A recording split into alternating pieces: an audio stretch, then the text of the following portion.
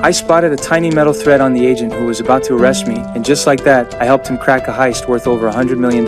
Turns out, right before the agent came for me, a group of Dutch criminals had not only robbed a bank vault but also changed the access code. After experts finally cracked the new code, things went sideways. The thieves had anticipated this move and rigged an explosive behind the vault door. The evidence the police needed went up in smoke. I recognized the thread immediately as a security strip from Singaporean currency. I told the agent if he wanted my help, he'd have to come visit me in prison. After some digging, the metal thread turned out to be exactly what I said it was.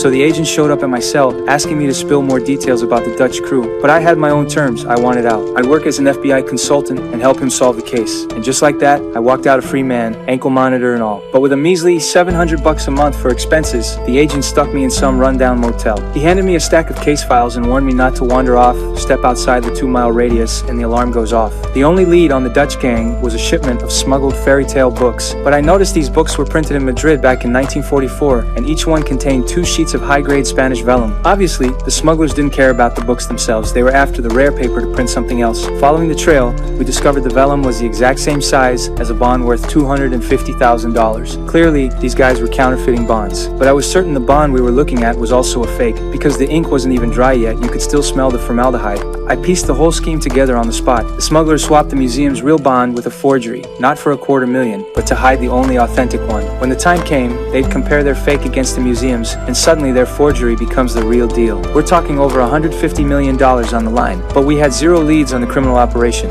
A day later, I told the agent I had intel on the crew. Counterfeiters love to leave their signature on work they're proud of, and CH was the mark of a guy named Hagen, who happened to own a massive printing facility right here in the city. We scoped out the place and found armed guards everywhere, with the faint rumble of printing presses coming from inside. But without solid proof of counterfeiting, we couldn't legally search the premises. I realized there was no way to get in through official channels, so I made a bold move. I drove right up to the front gate and started snapping photos like a madman. Security swarmed me within seconds and dragged me inside. The moment I saw mountains of fairy tale books and printing presses running full tilt, I knew my gamble paid off. After the guards locked me in Hagen's office, I flipped the deadbolt from the inside. The glass was bulletproof, so I ignored his threats and even flashed my ankle monitor just to mess with him. Since the monitor had crossed the 2-mile perimeter, the agent got an alert that I'd escaped and rolled up with a full SWAT team. With the evidence now in plain sight, Hagen smuggler, counterfeiter, and all-around scumbag was finally busted.